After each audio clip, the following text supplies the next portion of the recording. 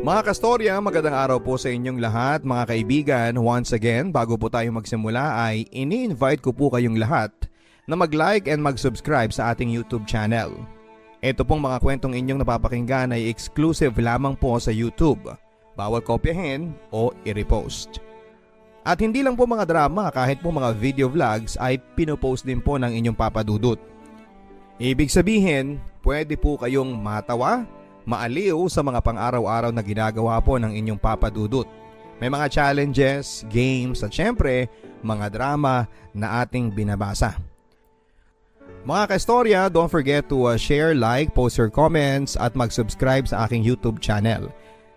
Huwag din kalimutan na pindutin ang notification bell para updated po kayo sa mga bagong post ng inyong Papa Dudut.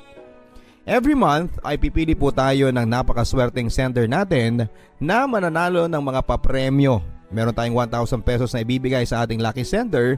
All you have to do is to send your stories sa ating email address papadudutstories@gmail.com.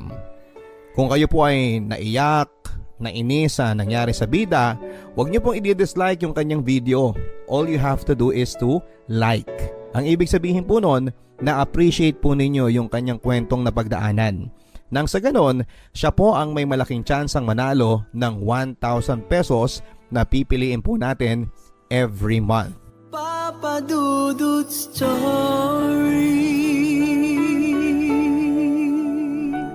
Sa ating kwento ngayong araw, ang anumang labis ay masama, tulad ng pagkakaroon ng libangan.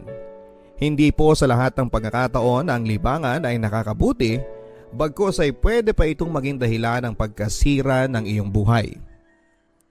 Dear Papa Dudut, tawagin niyo po ako sa pangalang Lloyda, 33 years old at nagmamay-ari ng isang tindahan, kaya naman nagkaroon ako ng maraming oras para gawin ang pakikinig sa inyo via live streaming at YouTube.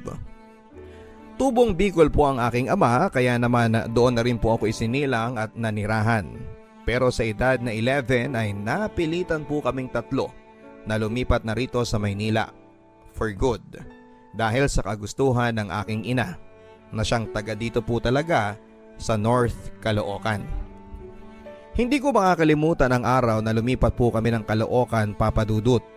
Marami po kasi ang mga naging adjustments mula sa pagkakaroon ng mga bagong kaibigan, bagong eskwelahan at pakikisama din sa mga bagong kapitbahay. Lahat ng yan, Papa Dudut, ay ginawa ko mula nang tumungtong po kami dito sa North Caloocan. Si Papa naman ay wala ding nagawa, Papa Dudut, nang si Mama na ang nag-utos na umalis na kami sa Bicol. Galit na galit si Mama noon kay Papa. Naaalala ko pa nga kung paano siya sunduin ni Mama sa umpukan ng mga nagsasabong sa aming barangay Tupada. Wala ka na talagang kapag-apag-asa, demonyo ka. Buong maghapon ka na nga sa paghimas ng manok mo, sinasamahan mo pa ng pagpirmi dito sa sabungan na to, samantalang sa akin mo pa kinukupit yung pangsabong mo. Litanya ni Mama kay Papa noon. Natulala na lang si Papa noon sa sobrang pagkakapahiya nito sa mga kasugal niya sa Tupada. Madalas kasing inuungot lang ni Mama ang sentimiento niya kay Papa nang silang dalawa lamang. Pero marahil dahil napuno na si Mama, kaya nagawa niyang pagsisigawan at ipahiya si Papa noon. Isa pa sa kinasama ng loob ni Mama ay ang napabalitang nambababae daw si Papa. Mula noon ay hindi na tumutol si Papa sa naging desisyon ni Mama na ilayo si Papa sa masamang bisyo ng sugal at ng pambababae. Hinamon kasi ni Mama si Papa ng hiwalayan kung sakaling papalag ito sa kagustuhan niya. Biruan pa nga noon ng mga kalaro ni Papa sa sabong na hawak daw ni Mama ang itlog ni Papa. Mula noon ay sinumpa ko na ang pagsusugal, Papa Dudut. Ito kasi ang naging dahilan para iwanan namin ang Bicol na nakagisnan ko mula noong pagkabata. Marami din akong naiwang mga kalaro at mga kaklose na kamag-anak namin na araw-araw ay nami-miss ko. Hindi ako doktor pero masasabi kong nagkaroon ako ng trauma dahil sa sugal at bisyo ni Papa. Naiiyak na lamang ako noon sa tuwing nag-aaway ang mga magulang ko dahil sa bisyong sugal ni Papa. Palibhasa kasi ay only child ako. Kaya naman wala ako mapagsabihan ng mga nagiging sama ng loob ko. Kaya nga hindi ko akalain ng after ilang years at nang magdalaga na ako, Papa Dudut, ay magagawa ko palang ma-in love sa isang lalaki na may pagkakapareho sa ugali ni Papa. Ang pagkakalulong sa pagsusugal. Walang iba kung hindi si Eman. High school pa lamang ay crush ko na si Eman, Papa Dudut. Kahit pa marami itong bisyo. Nariyang tumataya at nagpapataya pa siya ng ending. Hindi lang yan. Kahit pa karera ng daga ay nabalitaan ko na nakikipusta raw ito. Pambihira talaga si Eman. Nakikita ko sa kanya yung younger attitude ni Papa. Sinabi ko kanina na ayaw ko po ng sugarol. Pero bakit ganon, Papa Dudut? Parang nagiba ang pananaw ko sa buhay nang nakilala ko nga po si Eman. Lahat ng pwedeng pustahan, makikita mong nakalista ang pangalan ni Eman. Pero kahit ganon siya ay nagawa ko pa ring palampasin ang masamang pag-uugali niya. Aminado kasi ako, Papa Dudut, na na-love at first sight ako sa kanya. Gwapo, may pagkamoreno, maamo ang mukha at hindi makabasag pinggan kung titignan. Ang kahawigan niyang artista ay si Cesar Montano. Yun nga lang, sugarol ang ultimate crush ko. Bumilang pa ng 1 taon bago kami naging close na dalawa ni Eman. Yun ay mula noong nakautang siya sa akin ng 500 pesos dahil sa atraso niyang hindi mabayad-bayaran. Pasalamat naman ako at binayaran niya ako kaagad. Kaya naman nakaulit pa siya sa akin ng pangungutang ng walang interes. At hindi rin ako na turn off sa kanya. Kahit sugarol pala si Eman ay mabuti naman siyang kausap. After that, siguro napansin din niya ako dahil yun nga, niligawan din niya ako eventually. Naalala ko pa nga na marami akong mga kakilala at mga kaibigan. Yung mga kaibigan na naming dalawa ni Eman ha, sila pa yung mga paulit-ulit na nagpapaalala sa akin na huwag daw akong kumuha ng bato na ipupukpok ko sa ulo ko. Lulong na raw si Eman sa bisyo nitong sugal. Baka unahin daw ni Eman ang mga bisyo niya bago pamilya. Mukhang hindi pa daw kasi nila nakikitaan si Eman na handa na ito sa seryosong pakikipagrelasyon. Pero ano pa nga ba ang magagawa ko, Papa Dudut? Na-in love ako doon sa tao. Isa pa, after ng 1 linggo naming pagsasama as live-in ay nag-positive kaagad ako sa pregnancy test. Huli na noong nalaman ko na pinagpustahan ako ni Eman at ng mga barkada niya na buntis ako nung biglang tumaba daw ako. Hindi ko na nagawang magalit noon kasi si Eman naman ang nanalo sa pustahan. Nilibre pa nga niya ako ng Jollibee sa perang napanalunan niya sa pustahan. Pero kahit na ganoon si Eman na maraming bisyong sugal ay hindi naman niya kami pinababayaan ng anak niya. Sa katunayan, Papa Dudut, dahil sa diskarte niya sa buhay, kahit wala itong permanenteng trabaho ay nakakakain kami ng 3 beses sa isang araw. At madalas ay may take-out pa at kain sa labas. Madalas kasi itong nananalo sa mga sugal o pustahang sinasalihan niya.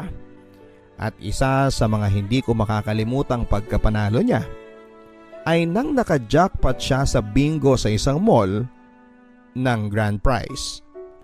Malaki-laki ang napanalunan ni Emma noon na cash prize, Papa Dudut. Sa katunayan ay doon na nagsimulang magbago ang buhay namin.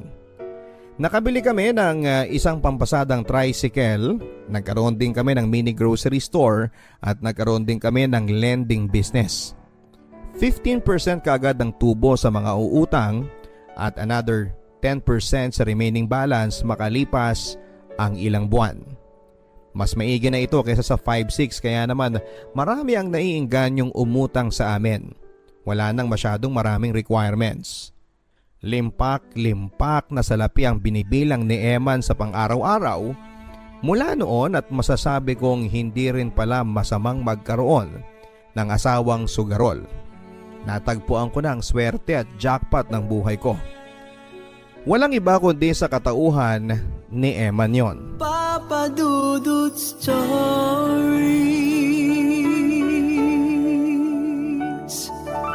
Pero habang tumatagal, ay may napansin akong kakaiba kay Eman Papadudut.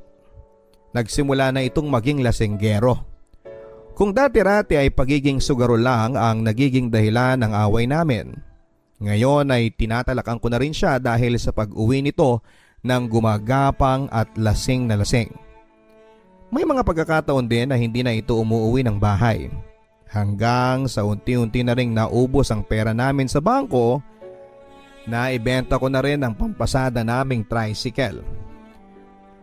Sa mga pautang naman namin ni Eman ay wala na rin sa akin nagbabayad dahil sa tuwing sinisingil ko sila ay sinasabi nila na nakabayad na raw sila kay Eman. Etong si Eman, todo tanggi naman sa akin kung saan niya dinadala ang pera. Ang huling balita ko mula sa mga tsismosa naming kapitbahay ay nambababae daw si Eman. Ayon sa bali-balitang nakarating sa akin ay college student daw ang naging babae niya. Bata, maganda, makinis at sexy daw at higit sa lahat ay mukha daw pera ang naging bagong chicks ni Eman. Panay daw kasi ang pabili nito kay Eman ng mga mamahaling sapatos, bag at bagong cellphone. Nanggagalaiti ako nang nalaman ko mula sa number 1 na tsismosa naming kapitbahay ang ginagawang milagro ni Eman. Kaya pala halos maubos na ang kabuhayan namin dahil sa mga bagong bisyo ni Eman. Pero dahil sa wala akong matibay na ebidensya ay ako na mismo ang gumawa ng paraan, Papadudut, para mahuli ko sa akto si Eman. Tumaiming ako, Papadudut, na sundan siya isang araw sa magiging lakad nito. Ayon kay Eman ay i-extra lang daw siya sa kaibigan nitong jeepney driver dahil hindi ito makakapasada. Siya daw ang papalit sa manibela. Pero laking gulat ko na hindi jeep kundi taxi ang sinakyan ni Eman kasama ng babae niya. Sa loob ng isang motel sila dumiretso. Inabangan ko sila ng 3 oras hanggang sa paglabas ng motel na yon. Saka ko sila kinuyog na dalawa. Halos manghiram yung babae ng mukha sa aso sa ginawa ko sa kanyang pagsampal at pagsabunot. Si Emma naman ay pinalo ko ng batuta sa ulo na nakuha ko sa bewang ng guard ng motel.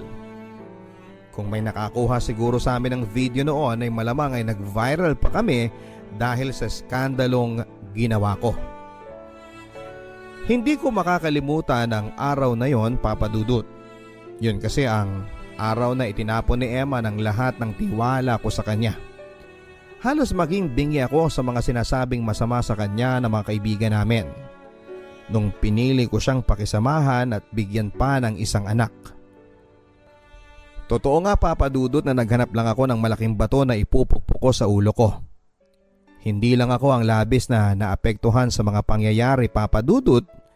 Kahit ang sarili kong anak ay walang ginawa kundi ang umiyak ng umiyak sa naging hiwalaya namin ng papa niya. Anak, wag mo sanang isipin na kaya lang ako hindi pumapayag na dito tumira sa atin si papa mo kasi gusto ko lang siyang bigyan ng leksyon sa ginawa niyang panluloko sa ating dalawa. Umiiyak na paliwanag ko kay Abby, nag-iisang anak namin ni Eman. Nakatulala lang si Abby noon, naawa ko sa anak ko, Papadudut. Naaalala ko kasi ang sarili ko sa kanya noong kaidaran niya ako habang nakikita kong nag-aaway ang mga magulang ko dahil sa sugal at sa pagiging babaero ni Papa. Lumipas ang ilang linggo at masasabi ko na unti-unti na akong nakakapag-move on. Siguro dahil mas naging peaceful ang paligid ko noong nahinto na ang pagtala ko kay Eman. Habang naglilinis ako ng altar, ay may nakita akong papel sa ilalim ng Santo Niño. Isang scratch card yon, Papadudut. May naiwan pa pala dito sa bahay si Eman ng mga card na madalas niyang kiskisin.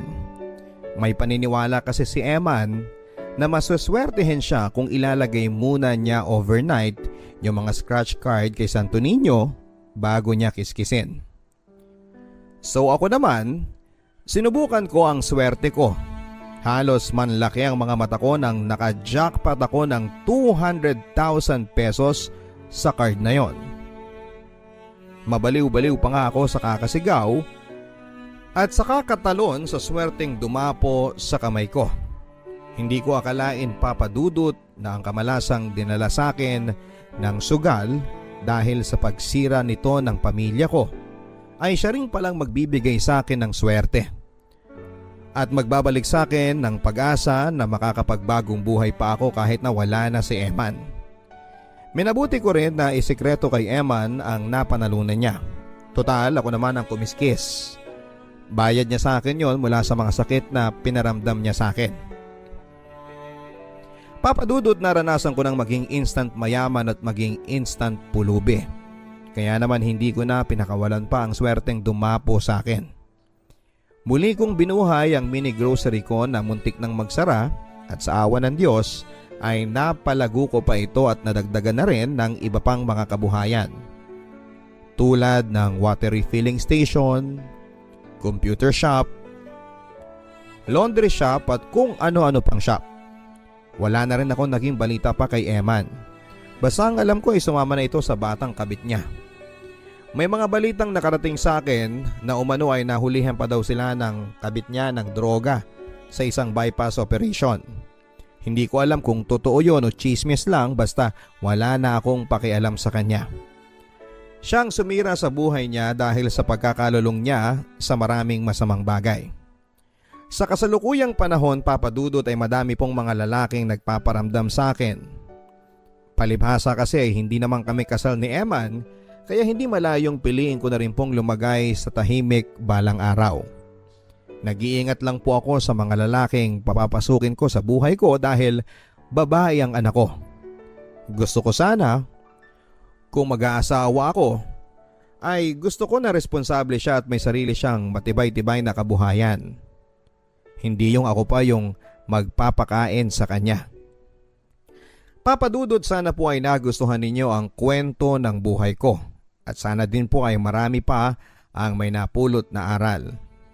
Ang lesson na natutunan ko sa aking kwento, para sa akin, Papa Dudut, ang buhay pag-ibig ay isang sugal.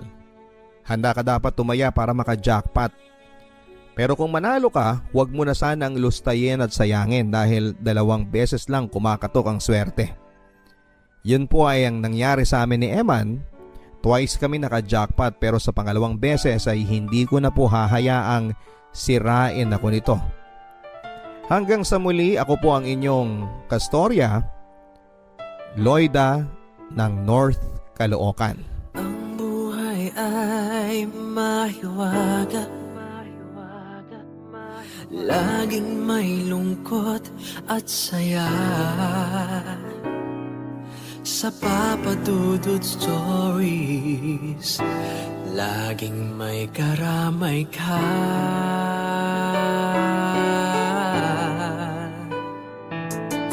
Mga problemang kaibigan, dito ay pakikinggan ka.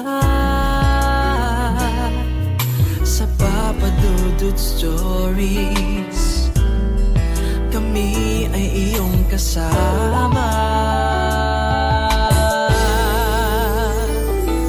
Dito sa Papa Dudut Stories, ikaw ay hindi nag-iisa.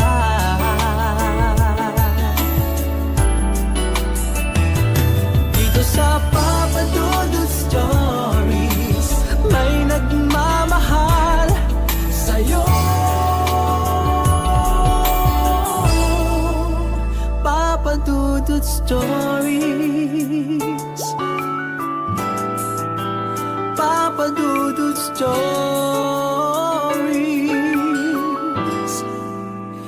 Papa Dudut Stories.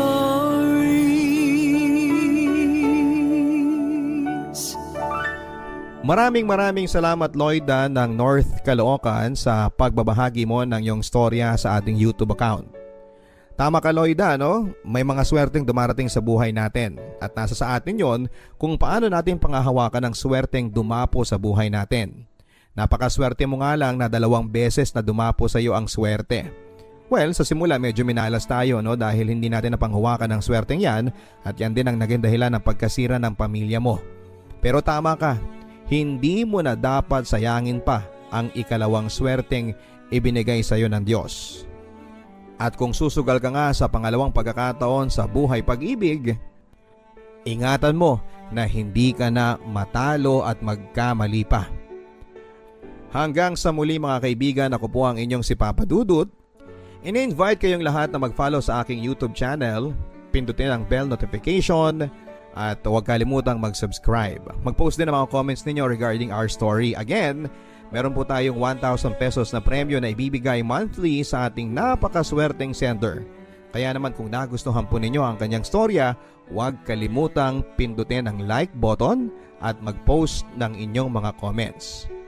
Huwag din kalimutang manood ng ating mga live video vlogs para updated kayo sa mga happenings sa inyong Papa Dudut. Hanggang sa muli mga kaibigan, ito po ang Papa Dudut Stories. Magandang araw sa inyo mga kaibigan. Bago po tayo magpatuloy sa ating kwento ng pag-ibig dito po sa Papa Dudut Stories, huwag kakalimutan na mag-like, mag-share, mag-post ng comments at mag-subscribe sa aking YouTube channel. Huwag din pong kakalimutan at pindutin ang notification bell para maging updated kayo sa mga latest post ng inyong Papa Dudut. Huwag din kalimutang panoorin ang ating mga video vlogs na may mga challenges, daily vlogs at kung ano-ano pang mga adventure ng inyong si Papa Dudut. At ngayong araw sa Papa Dudut Stories, Papa Dudut Stories.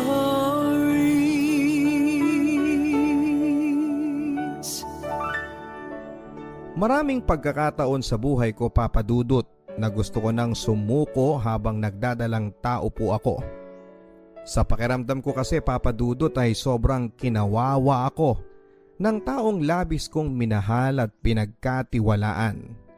Pero magagawa pala akong paikutin. Yung akala mong taong tutulong sa'yo sa panahon ng krisis, ang mas mauuna pa palang manloko sa'yo. Dear Papa Dudut, mga ka-stories, tawagin niyo po ako sa pangalang Teresa. Hindi ko po yan tunay na pangalan. Nababaitan lang po ako sa pangalang Teresa. Siguro dahil sa alam kong pangalan siya ni Mother Teresa. Hindi ko naman po sinasabing magkapareho kami ng ugali ni Mother Teresa. Pero kung pagiging mapagpakumbaba at mapagbigay ay siguro ay papasan ako kahit pasang awa. Yan ay kung pagbabatayan ang mga masalimuot na pinagdaanan ko sa buhay pag-ibig. Hayaan niyo pong simulan ko ang aking kwento ng buhay ko noong nag-aaral pa lamang ako sa kolehiyo. Hilig po naming magbabarkada at magkakaklase na dumaan muna sa malaking basketball court sa aming barangay sa tuwing uwian na. Gustong gusto ko po kasi na pinapanood na mag-practice at maglaro ng basketball ang mga varsity players sa aming barangay. Lalong-lalo na si Brian. Tisoy, gwapo, malinis sa katawan at higit sa lahat ay pagkabango-bango pa rin niya kahit pawis na at malakas talaga ang karisma niya sa aming mga kababaihan at mga beki na rin. Kung sa kahawigan po sa artista ang pag-uusapan ay parang si Wendell Ramos po ang datingan niya. Mas pabatain mo lang ng konti, Papa Dudut. Aaminin ko po sa inyo, Papa Dudut, na kilig po ako sa kanya sa tuwing mapapatingin siya sa grupo namin habang nag-cheers sa kanya. Pakiramdam ko kasi ay malingon lang siya sa grupo namin ay may ulam na kami. Kanin na lang ang kulang. Dahil dito ay naging open po ako sa mga kaibigan ko na walang ibang pwedeng magpa-cute kay Brian at sa akin lang siya. Oy mga bilat at Bex, basta sa akin na si Brian ha. Wala nang pwedeng magpa-cute sa kanya. Understood? Ano to? First come, first serve? Yan na bang labanan, Teresa? Pangi-isplok naman sa akin ng isa naming kaibigang Becky. Basta, sa akin siya. Makikipaglaban ako ng patayan para sa kanya. Walang ibang pwedeng makagalaw sa kanya, no? So ikaw lang ang pwedeng magpagalaw sa kanya. Natatawang hirit pa ni bakla, dahilan para sabay-sabay kaming magtawanan. Marahil marami sa mga judger ninyong listeners ang sasabihing sobrang landi ko noong dalaging ding pa lamang ako, Papa Dudut. Well, opo ang isasagot ko. Ako na talaga ang nagbibigay ng motibo sa kanya. Para lang mapansin niya ako, Papa Dudut, ay nandyang nagpapalit ako ng sexy shorts kapag manonood na ako ng game niya. Hindi pa kasama dyan yung nagpapadala pa ako ng food para lamang sa kanya. Kaya nga kahit sa codename ko sa storyang ito ay ginawa ko na lang pong Teresa para magmukha naman akong Santa. Sa kanya lang naman po ako naglalandi, Papa Dudut, kasi pakiramdam ko ay siya talaga ang the one para sa akin. Bagay kami. Tisoy siya, morena ako. Gwapo siya, maganda naman ako. Kahawigan ko daw po si Winwin Marquez, sabi ng ilan sa mga best friends ko. Pambiukon kumbaga ang tindigan. Unforgettable para sa akin, Papa Dudut, yung araw na nilapitan ako ni Brian at kinausap. Alam kong mas matanda siya sa akin ng ilang taon, kaya naman kuya pa nga ang tawag ko sa kanya dati. Pawalang mali siya lang ang peg ko, pero deep inside ay gusto ko nang jowain siya noon. Thank you nga pala sa inyo. Lalong-lalo na sa iyo, Teresa, sa palaging pag-support sa mga games namin. Pakiramdam ko kayo ang lucky charm ng laro namin. Lalong-lalo ka na. Seryoso ang sabi ni Brian. Napastatwa na lang ako noon, Papa Dudut, dahil sa sobrang kilig na aking nararamdaman. Yung mga barkada ko naman ay todo tukso sa aming dalawa. Nakahalata na yata si Brian na crush ko din siya. Mula kasi noon ay lagi na niya akong nilalapitan sa tuwing matatapos ang basketball practice nila. At makalipas nga po ng 3 araw ay naging kami na. Officially ay masasabi ko na sa lahat na talagang akin lang po si Brian. Cheap man tignan dahil 3 days ang ligawan at sinagot ko siya kaagad ay wala akong pakialam. Ang importante sa akin ay hawak ko na ang titulo na si Brian na ang jowa ko. Ako ang GF niya. Ang saya, hindi ba? After ng practice ay humiwalay na kami ni Brian sa mga barkada ko at mga kalaro niya. Madalas ay nagpupunta kami sa kung saan lugar na pwede kaming makatambay at makapag-usap bago niya ako ihatid sa bahay. Halimbawa ay kakain kami sa fast food o kaya naman ay manonood ng sine kapag may time pa. Basta huwag lang kaming masyadong gagabihin ay okay lang naman sa bahay. Alam ng mga magulang ko, Papa Dudut, na nililigawan po ako ni Brian. At okay lang naman daw sa kanila. Palibhasa kasi ay iisang barangay lang kami at kilala naman ng parents ko ang mga kamag-anak ni Brian. Basta mahigpit na bilin lang sa akin ni Mama ay uuwi ako ng bahay bago mag 9:00 ng gabi. At dapat ay magte-text ako kung saan na kami ni Brian. Ang alam sa bahay, Papa Dudut, ay nililigawan pa lamang ako ni Brian. Hindi ko pa kasi maamin sa kanila na 3 days lang ay sinagot ko na si Brian. Nakakahiya at siguradong pagagalitan ako ni Mama kapag nalaman niya na hindi man lang ako nagpakieme sa una kong manliligaw. Exclusive lang sa mga karibal ko kay Brian ang info na officially ay kaming dalawa na at hindi na siya pwedeng landiin pa ng iba. Isang araw, inabot kami ng malakas na ulan sa basketball court. Saktong nakauwi na rin ang mga kasama ko noon at kaming dalawa na lamang ni Brian ang natitira sa basketball court kasama ng mangilan-ngilan na mga ka-teammates niya na handa na ring sumugod sa ulan.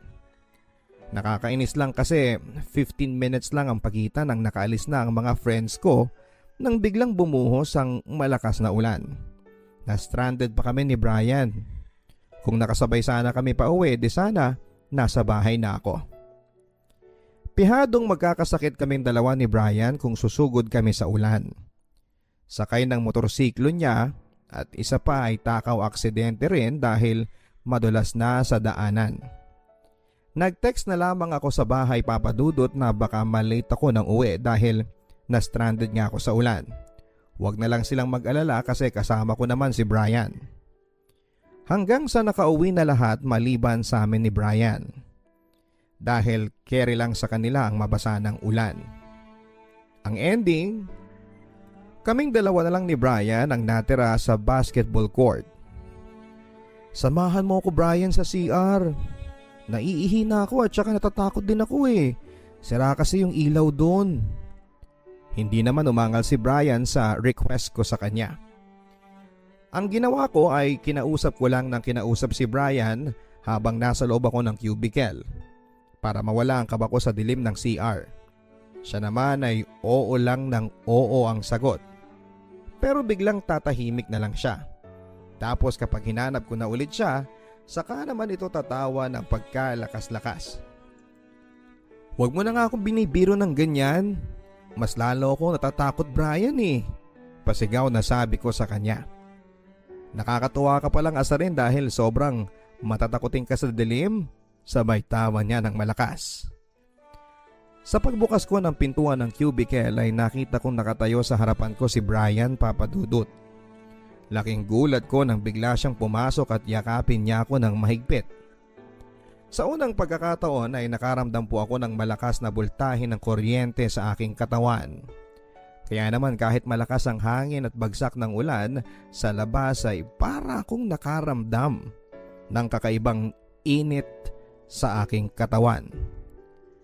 Yung yakap niya sa akin ay nasundan pa ng masarap na halik Papa Dudut. Unti-unti akong naging statwa habang ginagawa niya akong halikan mula sa labi hanggang sa leeg. Balikat ko hanggang sa aking dibdib.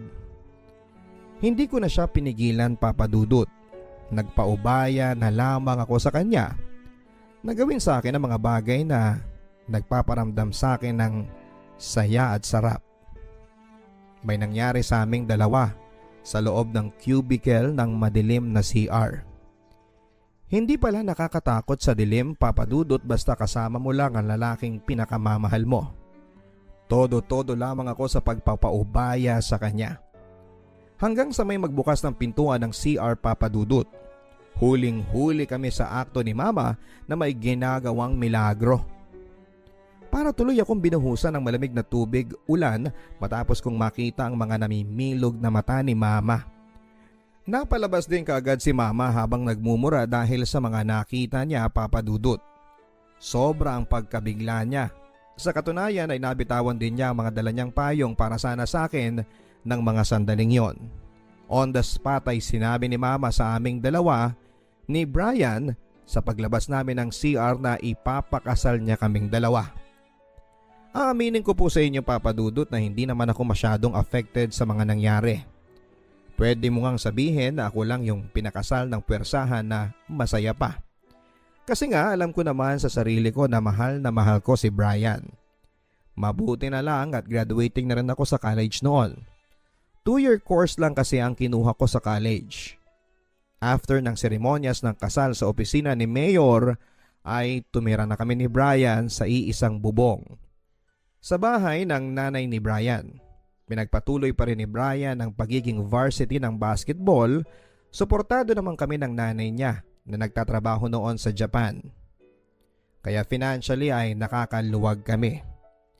Minsan sumasala ng padala ang mama niya pero nakakahingi naman ako ng tulong kina Mama kapag kinukulang.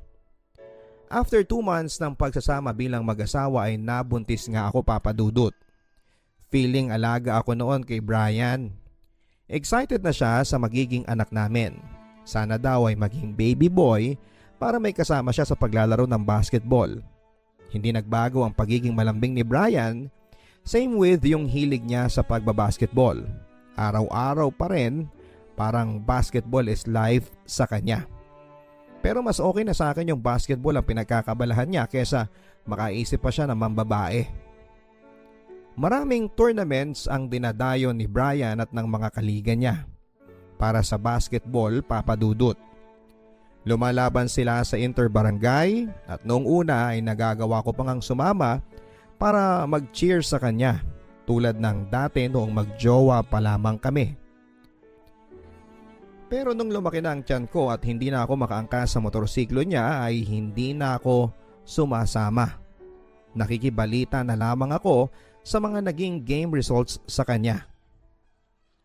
Mainit daw ang naging huling laban nila Papa Dudut sa kabilang barangay dahil nagkaroon pa daw ng pisikalan. Hindi naman na sa akin bago yung ganong klase ng mga eksena sa game court. Kaya parang baliwala lang sa akin nung sinabi niya yon. May isa pang game sa finals at doon na raw magkakaalaman. Seryosong sabi ni Brian sabay ngiti na para bang sigurado na siya na liga nila ang mananalo. Hindi ko akalain, Papa Dudut, na sa final game na yon, yun pala ang final chance na rin na magkikita pa kami araw-araw ng asawa ko. Sobrang naging pagharap ng dalawang liga, dahilan para magkaroon ng suntukan sa basketball court. May napuruhan si Brian dahil halos manghiram ng mukha sa aso yung nakasuntukan ni Brian. Nakamalas-malasan ay anak daw pala ng isang konsehal. Marami ang nakakita ng pinagbantaan daw si Brian na ipatutumba siya nito. Sa kwento ni Brian, masyado daw kasing naging agresibo ang laro kaya sila nagkapikunan. Mula noon, Papa Dudut, ay nagulo na ang buhay naming mag-asawa. Araw-araw ay nakakatanggap na kasi ng mga pagbabanta sa text messages na lulumpuhin daw nila si Brian kapag nagkaroon sila ng pagkakataon.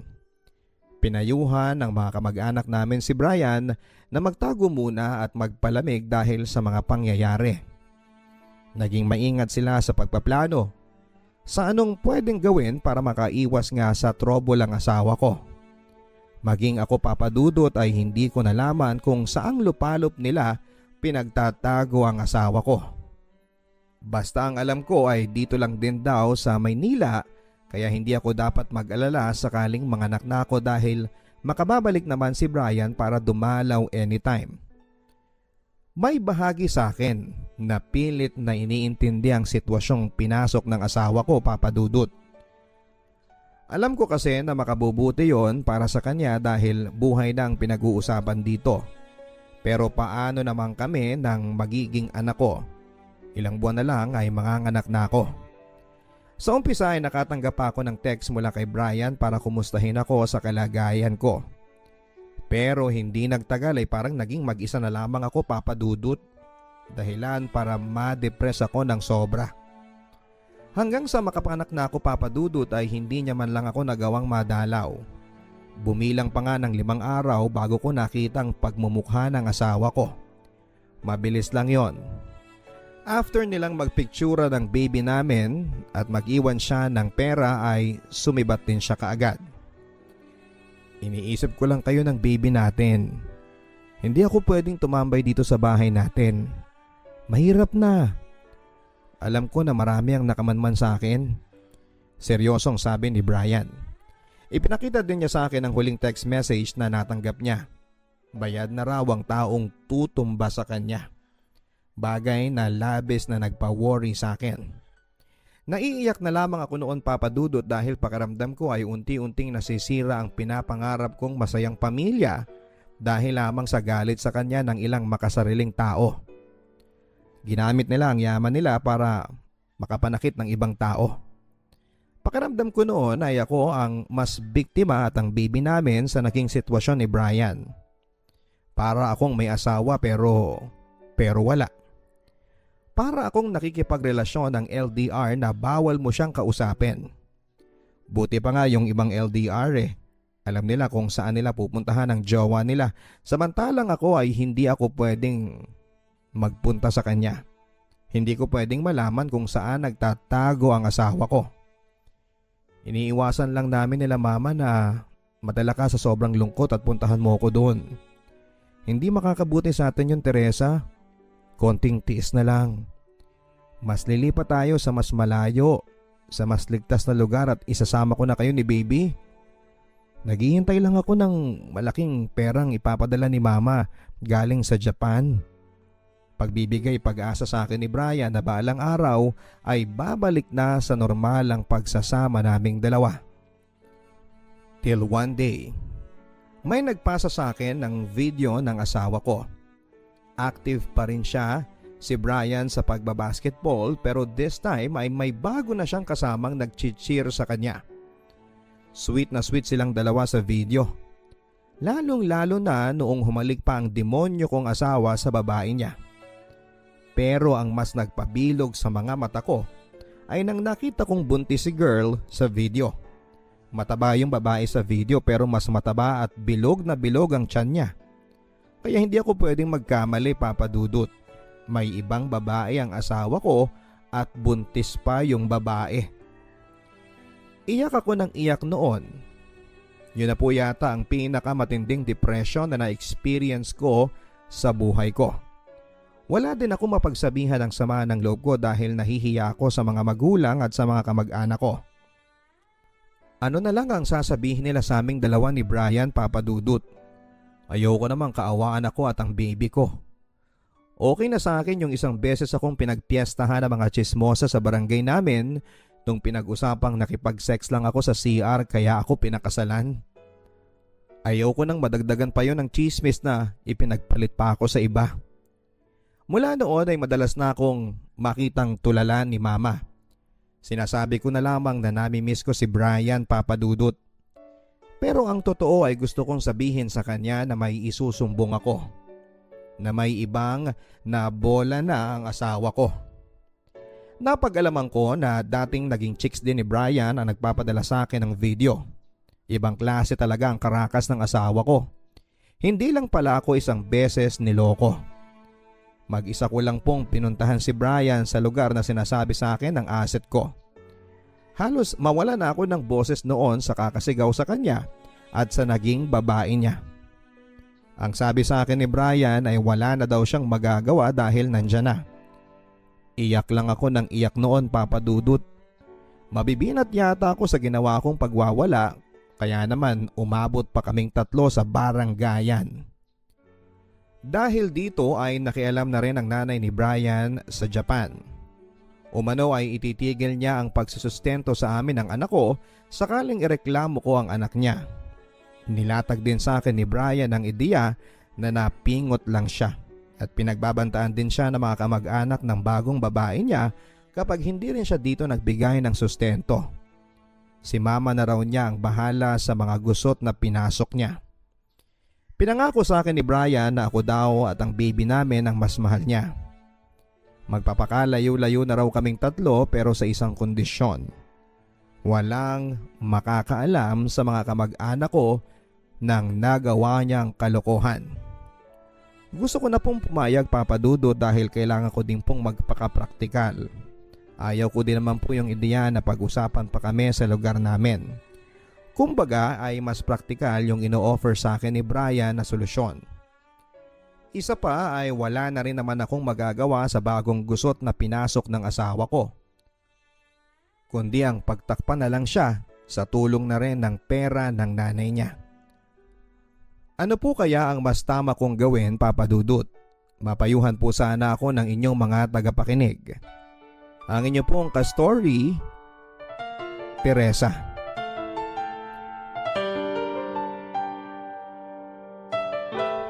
Maraming salamat, Teresa, sa pagiging open mo sa amin sa naging live story mo. Mahirap talaga ang malagay sa sitwasyon na kakaunti ang pwede mong maging option. Pero ano man ang mapili mo, Teresa, sana ay maluwag sa puso mo ang magiging desisyon mo. Huwag mong hayaan na dahil napipressure ka lamang ng mga tao sa paligid mo sa maaari nilang sabihin sa'yo kaya yun ang pipiliin mo. Ang importante para sa akin ay doon ka sa desisyon na magiging masaya ka. Don't forget to like, share, and post your advice, mga kaibigan, dito po sa comment section ng YouTube. Kung ano nga ba ang inyong maipapayo kay Teresa. Sa mga gustong magpadala ng kanilang Papa Dudut Stories, ipadala po ito via email sa papadudutstories@gmail.com. Again, don't forget to subscribe, mag-like, mag-share, mag-post ng comments at pindutin ang bell button para ma-notify po kayo. Hanggang sa muli, mga kaibigan, ako po si Papa Dudut. dito po sa Papa Dudut Stories.